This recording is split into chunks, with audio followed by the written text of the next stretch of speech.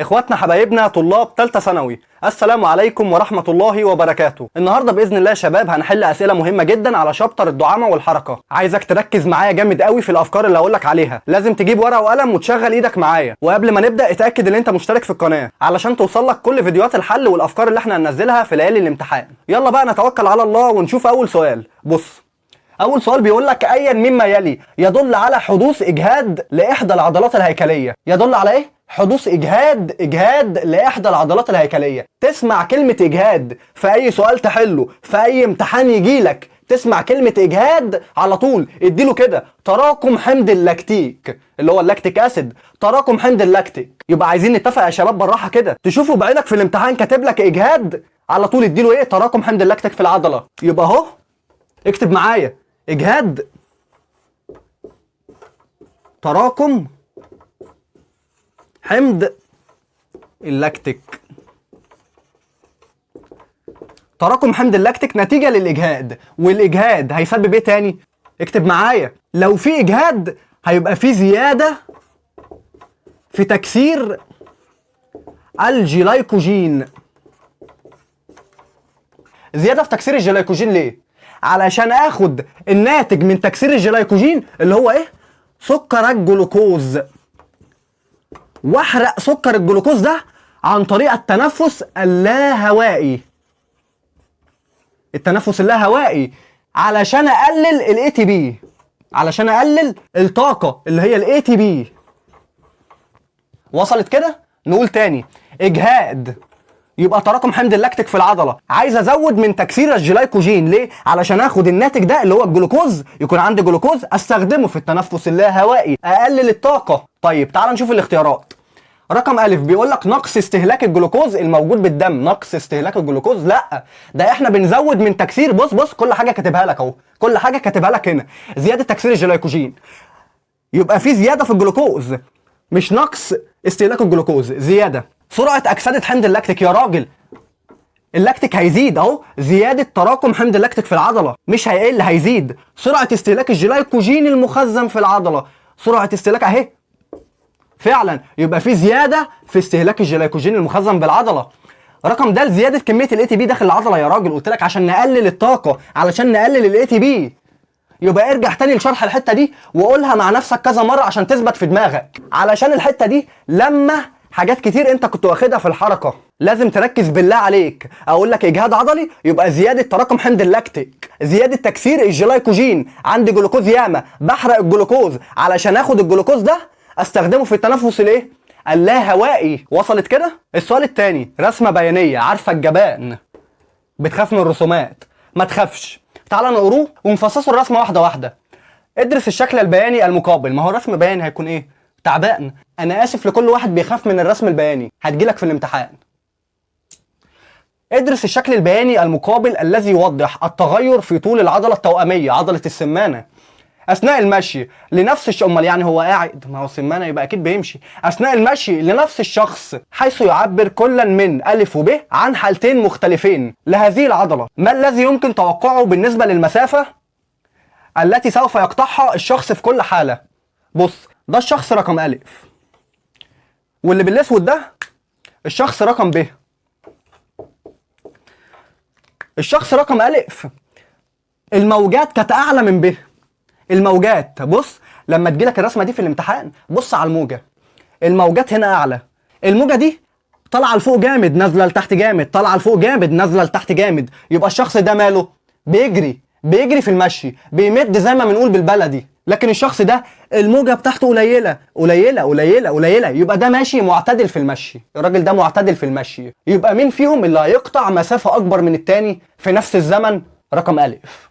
ليه؟ علشان الموجات في ألف أكتر من الموجات في ب. يعني بص، انقباض انقباض انقباض انقباض انقباض، يبقى ده بيجري، يبقى عضلاته شغالة.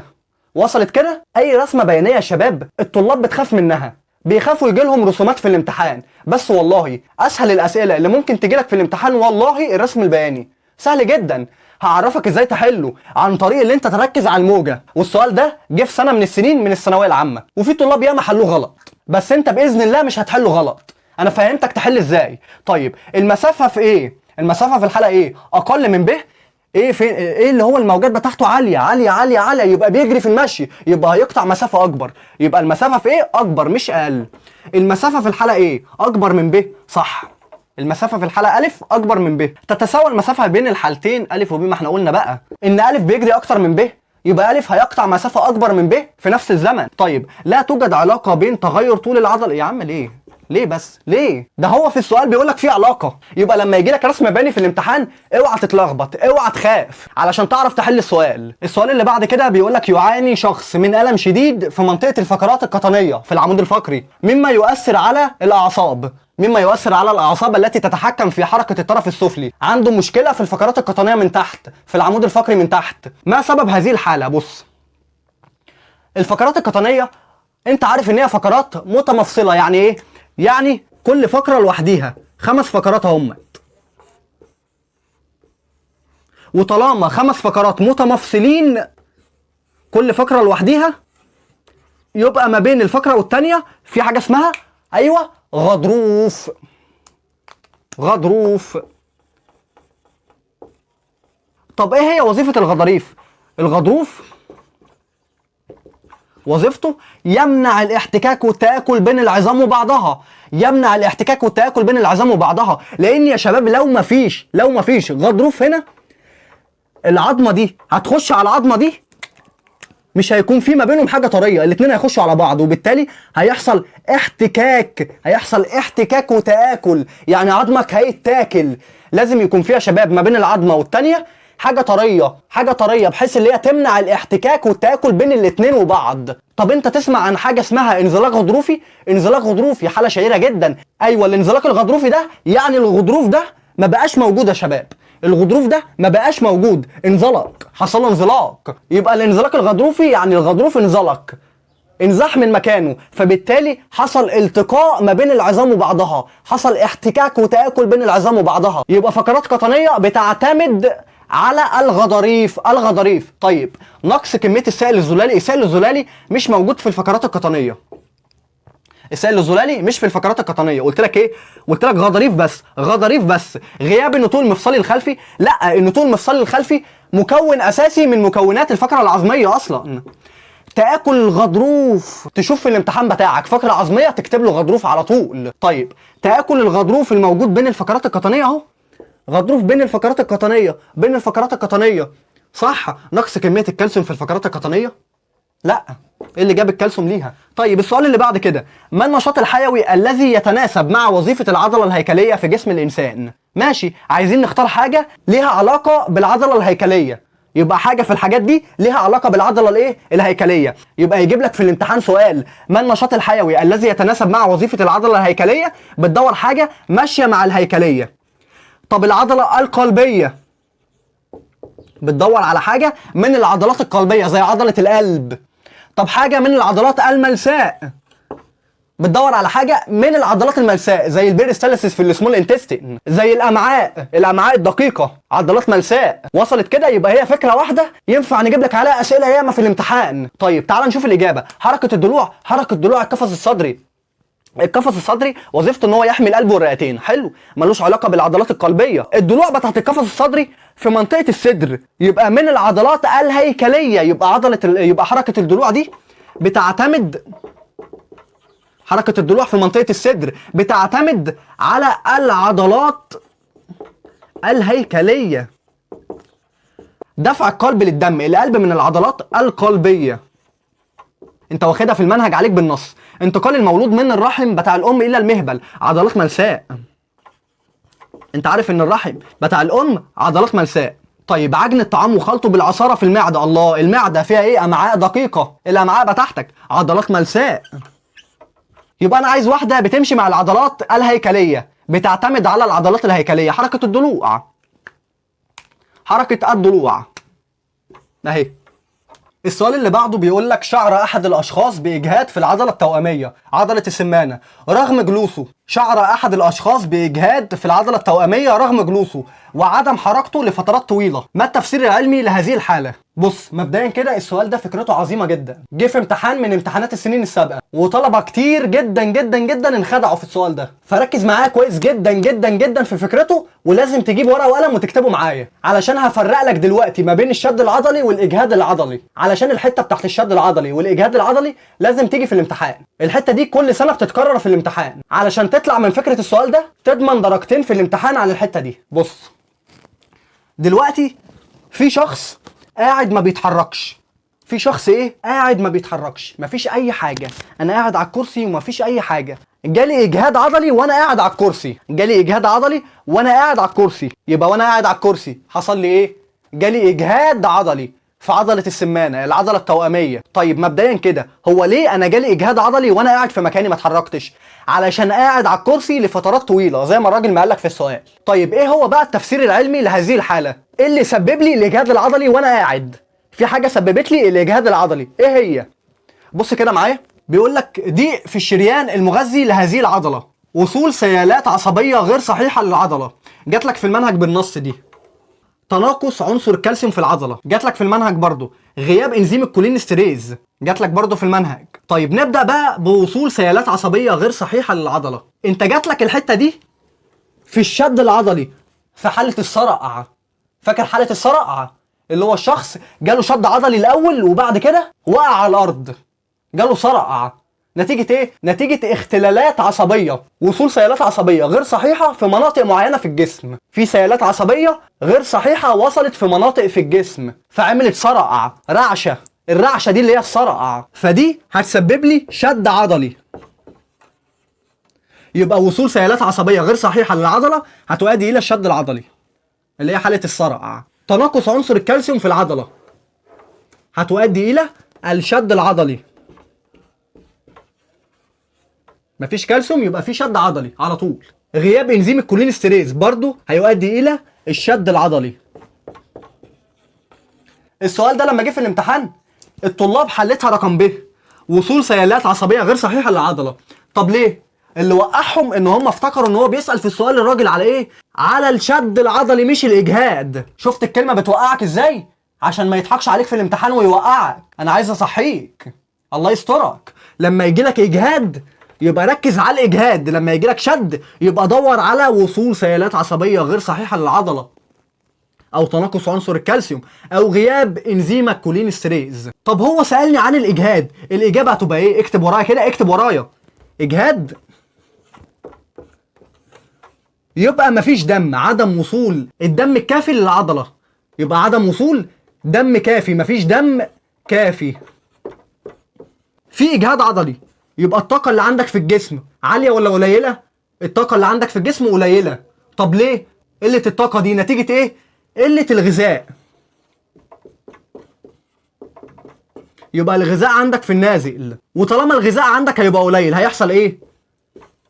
الأكسجين هيقل. يبقى أنت حصل لك إجهاد عضلي علشان التغذية قليلة. المغذيات اللي أنت بتاكلها اللي بعد ما بتتكسر بتروح للدم، الدم مش لاقي المغذيات دي، وبالتالي الاكسجين في الدم قليل، فالدم ما وصلش للمنطقه دي بشكل كافي، مش قادر يكفيها من المغذيات اللي المفروض انت بتاكلها. يعني انت عندك نقص في الغذاء، وصلت كده؟ دي حاله الاجهاد العضلي. اكتب ورايا الشد بقى عشان لازم تجيلك في الامتحان السنه دي، عايز اقول لك كل حاجه. طيب الشد العضلي نتيجه ايه؟ وصول سيالات عصبيه غير صحيحه، وصول سيالات عصبيه غير صحيحه. السؤال ده فكرته عبقرية. تناقص عنصر الكالسيوم في العضلة، تناقص الكالسيوم أو غياب إنزيم الكولينستريز، غياب الكولين استريز. يبقى إجهاد مفيش دم كافي يروح للعضلة، شايل المغذيات، يبقى في نقص في الغذاء، نقص في الأكسجين، نقص في الطاقة. الشد العضلي بقى وصول سيالات عصبيه غير صحيحه، تناقص الكالسيوم، غياب الكولينستريز. بص عايز اقول لك على حاجه مهمه جدا. الاجهاد العضلي ده لما بيجي لو استمر مع زياده الاجهاد العضلي، الاجهاد العضلي ده بيستمر حتى الوصول الى الشد العضلي، يستمر حتى الوصول الى الشد العضلي. يبقى يستمر الاجهاد حتى الوصول الى الشد العضلي. طب لو حصل لك شد عضلي مش هتعرف تتحرك، ومع استمرار الشد العضلي ومحدش لحقك ايه اللي هيحصل؟ ممكن العضله لا قدر الله تنقطع، وبالتالي انت هتلجأ اللي انت تعمل عمليه جراحيه او تاخد ادويه ومسكنات او تستخدم الجبيره الطبيه. وده سؤال جه ثانويه عامه. خلي بالك، علاج الشد العضلي، ركز معايا تعالى نكتبها لك. اكتب معايا علاج الشد العضلي، مهم جدا جدا جدا. بص، يا اما هتستخدم الجبيره الطبيه، حاجه اسمها الجبيره طبيه، عارف الجبس؟ هو ده الجبيره الطبيه. يا اما تستخدم الجبس، يا اما مسكنات او مضادات للالتهابات، او هتلجأ لعمل عمليه جراحيه. عمليه جراحيه، والعمليه الجراحيه في حاله قطع العضله. يعني لو العضله حصل لها قطع، العضله دي توأميه، لو حصل لها قطع كده، عمليه جراحيه علشان تلحم ده في ده القطع تاني وترجعه زي ما كان. يبقى عمليه جراحيه في حاله القطع. الجبيره الطبيه، المسكنات او مضادات الالتهابات لو الحاله لسه ايه، شد عضلي من الدرجه الاولى، شد عضلي خفيف. بالله عليك عيد السؤال ده تاني، جمع افكار الاجهاد العضلي والشد العضلي وعلاج الشد العضلي من الاول. الحته دي عيدها مره واثنين وثلاثه، هتدعي لي في الامتحان باذن الله تعالى، وانا هو انت، وافتكر كلامي. السؤال اللي بعد كده الرسم بياني اهو، وزي ما عودتك الرسم البياني مش هنخاف منه، مش هنخاف منه. عندك د وجيم وب والف. خلاص، من الرسم البياني لما تشوف حاجه زي كده من غير ما تقرا السؤال، قبل ما تقرا السؤال اركنه على جنب كده وبص. عندي 4 منحنيات، 4 صفوف اهمت.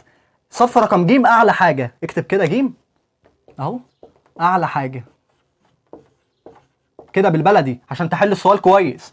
د اقل حاجه اهو، د اقل حاجه. يبقى انا عرفت ان ج اعلى حاجه وده اقل حاجه، علشان ممكن اي سؤال يجي لي زي الحته دي يكون هو عايز اعلى حاجه او عايز اقل حاجه، فانا عايز اضمن السؤال، ماليش دعوه بحد، انا بكتب كده مع نفسي اعلى حاجه اهي.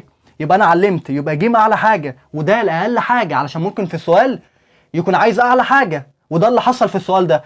وممكن في السؤال يكون عايز اقل حاجه، ممكن يحصل السنه دي، ليه لا؟ يكون عايز اقل حاجه، يجيب لك حاجه زي دي ويكون عايز اقل حاجه. طيب تعال نقرا السؤال. ادرس الشكل البياني المقابل. بصيت عليه، اعلى حاجه واقل حاجه درسته. قال لك بقى الذي يعبر عن 4 افراد تسابقوا في صعود سلم. ده سلم مبنى تكون من 5 ادوار لعده مرات، وتركيز حمض اللاكتيك، الله، تركيز حمض اللاكتيك، تراكم حمض اللاكتيك نتيجه لايه؟ للاجهاد العضلي. اجهاد اجهاد اجهاد، تراكم حمض اللاكتيك، اجهاد تراكم حمض اللاكتيك، حمض اللاكتيك اجهاد، اجهاد تراكم حمض اللاكتيك. كل سنه بتيجي في الامتحانات. اي الافراد لم يقم باداء التدريبات الرياضيه اللازمه للاستمرار قبل المسابقه.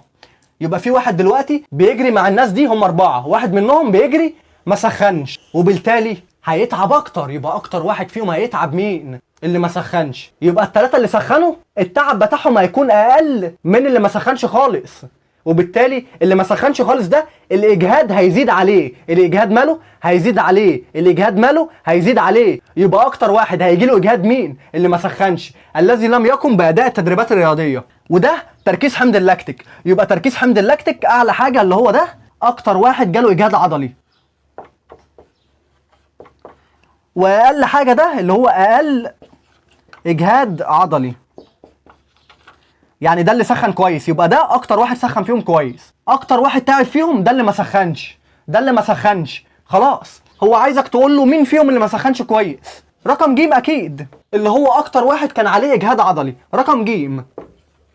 وصلت كده؟ في ناس بقى بتشوف الاسئله اللي زي دي بترمي السؤال للاخر مش بتحله. عارف ليه؟ علشان بيخافوا من الرسم البياني. وزي ما قلت لك الرسم البياني مفيش اسهل منه، بيخاف منه الطلاب. الرسمه بتجيلك نص صفحه قد كده بتخوفك، بس اجابتها بتكون سهله سهله سهله سهله. زي ما علمتك، تجيلك الرسمه دي تشوف مين اكتر حاجه ومين اقل حاجه. لازم تحدد مين اكتر حاجه ومين اقل حاجه علشان تقرا السؤال بتاعك كويس وتحدد هو عايز ايه، تعرف تجاوب عليه، تعرف تضمن الدرجه في ايدك باذن الله تعالى. وبكده بقى نكون وصلنا لنهايه الفيديو بتاع النهارده. اتمنى يا رب ان انت تكون كتبت الافكار اللي انا قلت لك عليها النهارده، واتمنى بجد ان انت تعيد الفيديو ده تاني وتالت ورابع، وخصوصا السؤال اللي كان قبل ده، السؤال اللي هو الفرق ما بين الاجهاد العضلي والشد العضلي. الافكار اللي فيه حلوه. وكمان لازم تجيب ورقه وقلم كده وتكتب الاسئله دي من غير الاجابات بتاعتها وتحلها لوحدك. سلمتم يا شباب، دمتم في امان الله سالمين امنين، والسلام عليكم ورحمه الله وبركاته.